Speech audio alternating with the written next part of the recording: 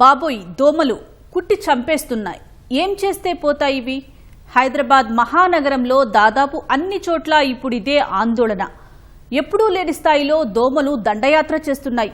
వీటి సంఖ్య విపరీతంగా పెరిగిపోయింది.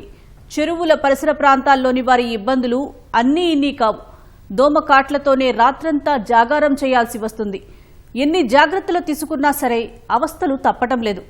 సాయంత్రం అయిందంటే కాసేపు కూడా బయట నిలబడే పరిస్థితి ఉండటం లేదు. ఫలితంగా నగరవాసులలో అసహనం పెరిగిపోతుంది. ఇంత జరుగుతున్నా అధికారులు ఎందుకు పట్టించుకోవడం లేదని ప్రశ్నిస్తున్నారు. అసలు ఈ స్థాయిలో దోమల బెడద ఎందుకు వచ్చింది? లోపం ఎక్కడ ఉంది? క్షేత్రస్థాయిలో పరిస్థితులు ఎలా ఉన్నాయి?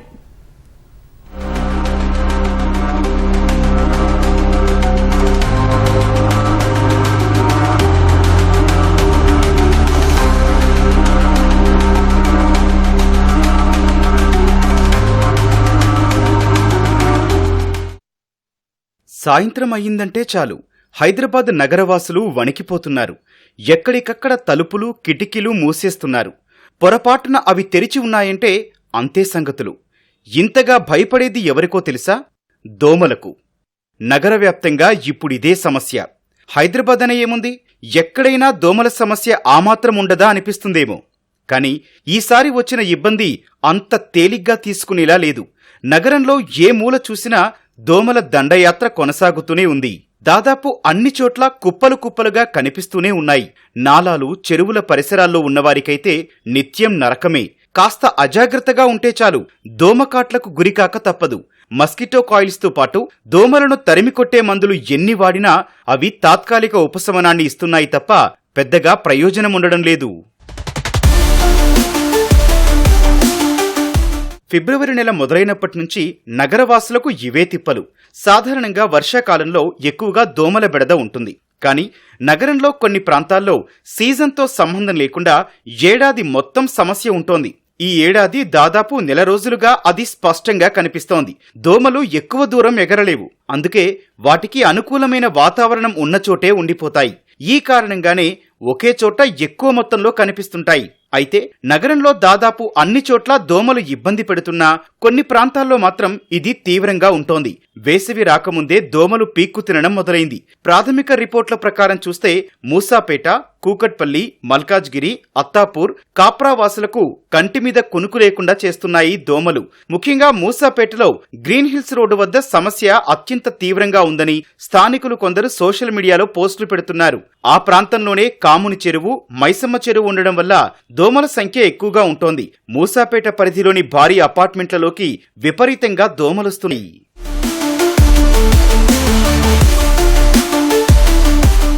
దాదాపు 2 ఏళ్ల రిపోర్టుల ఆధారంగా చూస్తే కుంటలు, కాలువలు, చెరువులు ఉన్న ప్రాంతాల్లోనే ఈ సమస్య ఎక్కువగా ఉంటోంది. మణికొండ వాసులకు ఈ అవస్థలు తప్పడం లేదు. ఇక్కడే నెక్నాంపూర్ లేక్, ఇబ్రహీంబాగ్ లేక్ ఉన్నాయి. ఇక టోలీ చౌకీలోనూ ఇంతే. నదీం కాలనీ, క్యూబా కాలనీ, గోల్కొండకోట పరిసర ప్రాంతాల్లోనూ దోమలు దాడి చేస్తున్నాయి. మల్కాజ్గిరి, అల్వాల్ ప్రాంతాల్లోని సఫీల్గూడ, ఆర్కేపురం లేక్స్ దోమలకు హాట్స్పాట్లుగా ఉన్నట్టు గతంలోనే కొంతమంది అధికారులు వెల్లడించారు. మూసీ పరిసర ప్రాంతాల్లోనూ ఇదే దుస్థితి. అత్తాపూర్, లంగర్ హౌస్, రాజేంద్రనగర్లో తరచూ నీళ్లు నిలిచిపోవడం, డ్రైనేజీ సమస్యల కారణంగా దోమల సంతతి వృద్ధి చెందుతోంది. బంజారాహిల్స్, జూబ్లీహిల్స్ లోనూ ఈడస్ దోమలు ఎక్కువ మొత్తంలో ఉంటున్నట్టు ప్రాథమిక అంచనా.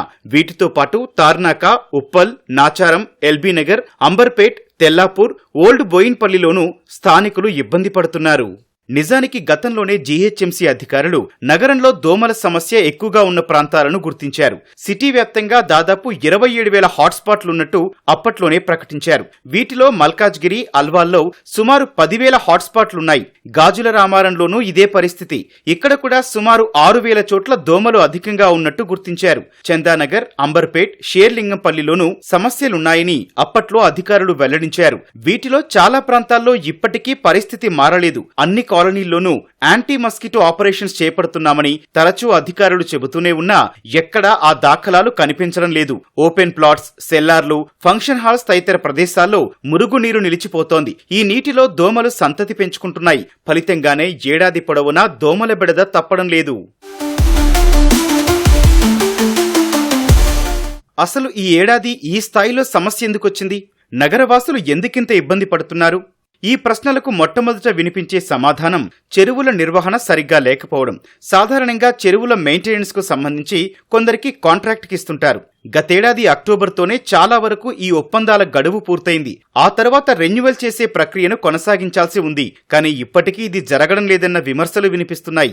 ఈ కారణంగానే చెరువుల్లో ఎక్కువ మొత్తంలో చెత్తతో పాటు గుర్రపు డెక్క పేరుకుపోతోంది. ఇదే దోమల సంతతి పెరగడానికి అనుకూల వాతావరణంగా మారుతోంది. దుర్గం చెరువు ఇందుకు ఉదాహరణ.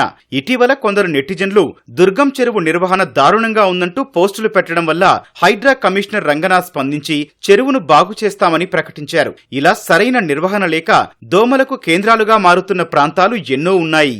చెరువుల్లోని గుర్రపు డెక్క తొలగించడంతో పాటు పరిసర ప్రాంతాల్లో ఎక్కడా చెత్తా చెదారం చేరకుండా చూసేందుకు ఏటా జీహెచ్ఎంసీ కోట్ల రూపాయల నిధులు కేటాయిస్తోంది. కాస్త అటు ఇటుగా ఇది 30 కోట్ల వరకు ఉంటుందని ఓ అంచనా. అయితే కొన్నిసార్లు ఈ నిధుల్లో సగం మాత్రమే ఖర్చు చేస్తున్నారన్న ఆరోపణలున్నాయి. అంతేకాదు కాంట్రాక్టులు సరైన సమయంలో రెన్యువల్ చేయకపోవడమూ సవాల్గా మారుతోంది. నిజానికి అక్టోబర్ నుంచే చెరువులను శుభ్రం చేసే పనులు మొదలు కావాలి. ఆ సమయంలో వర్షాలు కురుస్తాయి.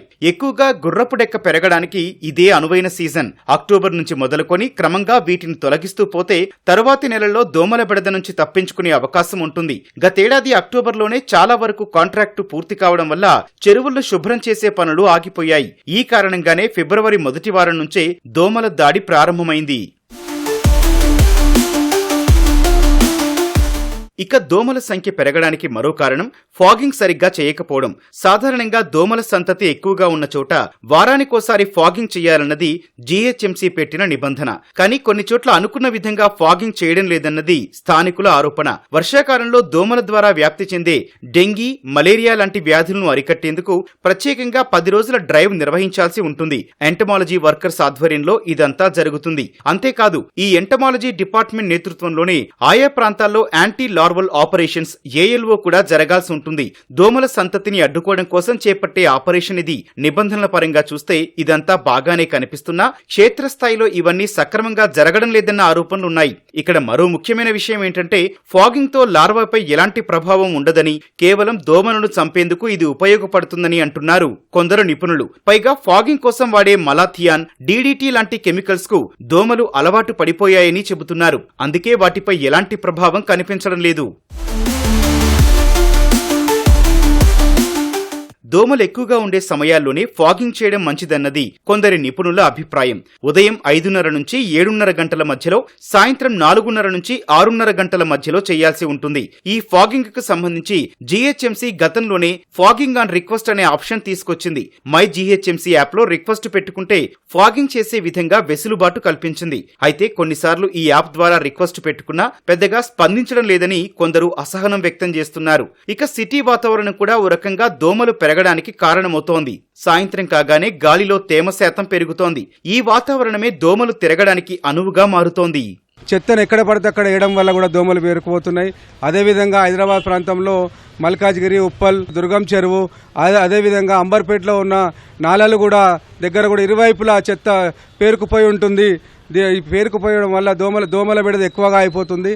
విపరీతమైన దోమలు ఉన్నాయి. అసలు ఇప్పటి వరకు దోమలు అసలు ఎప్పుడు జూలో చిరువడం అంత దోమలు ఇళ్లలో ఉండనిస్తలేవు దోమలు. మరి అధికారులకు ఫోన్ చేస్తేనేమో అధికారులు ఏమంటారంటే, సార్ ఒకటే ఫాకింగ్ మిషన్ ఉంది, మేము ఏం చేయాలి, మాకు ఒక్క ఫాకింగ్ మిషన్ మేము ఎక్కడ ఎన్ని గల్లీలు కొట్టాలి అసలు మేము అని వాళ్ళు అంటారు. అధికారులు వెంటనే స్పందించి ఒక 4-5 ఫాకింగ్ మిషన్లు తెచ్చి ప్రతి బస్తీలకు మరి ఫాకింగ్ మిషన్ కొట్టించే విధంగా చర్యలు తీసుకోవాలి. ఎక్కడికైనా వెళ్ళాలని, కూరగాయలు తీసుకోవాలన్నా కానీ నించోలేకపోతున్నాం అసలు ఈ దోమల బెడదతోని. ఇంతకుముందు ఎన్నడూ ఇంత ఘనము లేకపోతుండే ఈ దోమల సమస్య. ఈసారి ఎందుకు ఇంత ఘనమైందో అర్థం కావట్లేదు. యాంటీ లార్వల్ ఆపరేషన్స్ చేపట్టే ముందే చెరువుల్లోని చెత్తతో పాటు గుర్రపు డెక్కను తొలగిస్తే ఉపయోగం ఉంటుంది. కానీ ఈ ప్రక్రియలో జాప్యం కొనసాగుతోంది. ఫలితంగా డెంగీ కేసులు పెరుగుతున్నాయి. ఏటా జీహెచ్ఎంసీ పరిధిలో వందలాది డెంగీ కేసులు నమోదవుతున్నాయి. అధికారికంగా చేపట్టాల్సిన చర్యల సంగతి ఎలా ఉన్నా వ్యక్తిగతంగా కొన్ని జాగ్రత్తల ద్వారా దోమల బెడదను కొంతవరకైనా తగ్గించుకోవచ్చు. పరిసరాలు పరిశుభ్రంగా ఉంచుకోవాలి. కిటికీలు, తలుపులకు మెష్లు ఏర్పాటు చేసుకోవాలి. పూల కుండీలు, డ్రైన్ పైప్స్ ను ఎప్పటికప్పుడు చెక్ చేసుకోవాలి. నీరు నిలిచిపోతున్నాయని గమనిస్తే వెంటనే శుభ్రం చేయడం మంచిది. తద్వారా కొంతవరకైనా సమస్యను తగ్గించుకోవచ్చు.